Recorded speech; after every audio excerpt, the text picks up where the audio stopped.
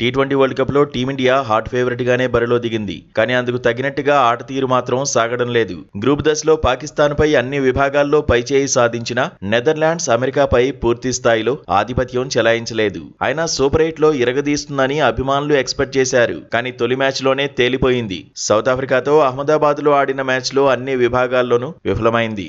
చిత్తుగా ఓడిపోయింది. ఏకంగా 76 పరుగుల తేడాతో కంగుతింది. అహ్మదాబాద్ లో టీమిండియా పల్టీ కొట్టిన తర్వాత అసలు సెమీస్ చేరుతుందా లేదా, టీమిండియా సెమీస్ అవకాశాలు ఎలా ఉన్నాయనేది ఇప్పుడు ఆసక్తి రేపుతోంది.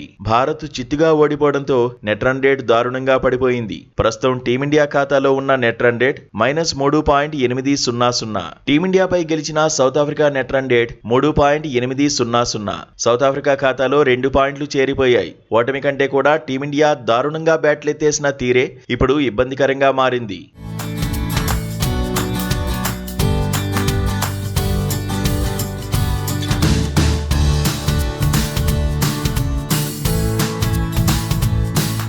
సెమీస్ రేసులో నిలవాలంటే తర్వాతి మ్యాచ్లు టీమిండియాకు డూ ఆర్ డైగా మారాయి. సూపర్ 8 దశలో జింబాబ్వే, వెస్టిండీస్ తో భారత జట్టు తలపడాల్సి ఉంది. 2 మ్యాచ్ల్లోనూ రీసౌండింగ్ విక్టరీలు కొట్టాలి. రన్ రేట్ ను మెరుగుపరుచుకోవాలి. జింబాబ్వే, వెస్టిండీస్ పై గెలిస్తే భారత్ ఖాతాలో 4 పాయింట్లు చేరుతాయి. అదే టైంలో జింబాబ్వే, వెస్టిండీస్ ఖాతాలో 4 పాయింట్లు ఉండకూడదు. తర్వాతి 2 మ్యాచ్ల్లో టీమిండియా ఒక్క మ్యాచ్ ఓడిపోయినా ఇంటిదారి పట్టే అవకాశాలు ఉంటాయి. పరిస్థితులు క్లిష్టంగా మారతాయి. అలాంటప్పుడు సౌత్ ఆఫ్రికా తర్వాతి 2 మ్యాచ్ల్లోనూ గెలవడం టీమిండియాకు అవసరం. భారత జట్టు సెమీస్ రేస్ లో నిలవాలంటే వెస్టిండీస్, జింబాబ్వే మ్యాచ్ కూడా కీలకమే. ఎందుకంటే ఆ మ్యాచ్ లో గెలిచిన జట్టును భారత్ ఓడించాల్సిన పరిస్థితి ఉంటుంది. అలాంటప్పుడు సౌత్ ఆఫ్రికాను పక్కన పెడితే భారత్, జింబాబ్వే, వెస్టిండీస్ కు 2 పాయింట్ల చొప్పున ఉంటాయి. అయితే నెట్ రన్ రేట్ కీలకం అవుతుంది. ఏ రకంగా చూసినా టీమిండియా తర్వాతి 2 మ్యాచ్ల్లో గెలవడం ముఖ్యం.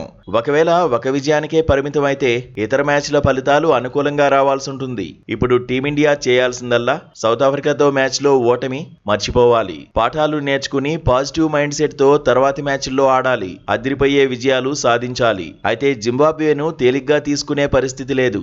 ఆస్ట్రేలియా, శ్రీలంకను ఓడించిన ఊపులో జింబాబ్వే ఉంది. చెన్నైలో కాన్ఫిడెంట్ గా భారత్ ను ఎదుర్కోబోతోంది. వెస్టిండీస్ కూడా దూకుడు మీదే ఉంది. కోల్కతాలో విండీస్ తోనూ హోరాహోరీ ఫైట్ ఉంటుందనే అంచనాలు ఉన్నాయి. మొత్తంగా భారత్ బలహీనతల నుంచి బయటపడి తన దగ్గర ఉన్న అన్ని అస్త్రాలను బయటకు తీయాల్సిందే.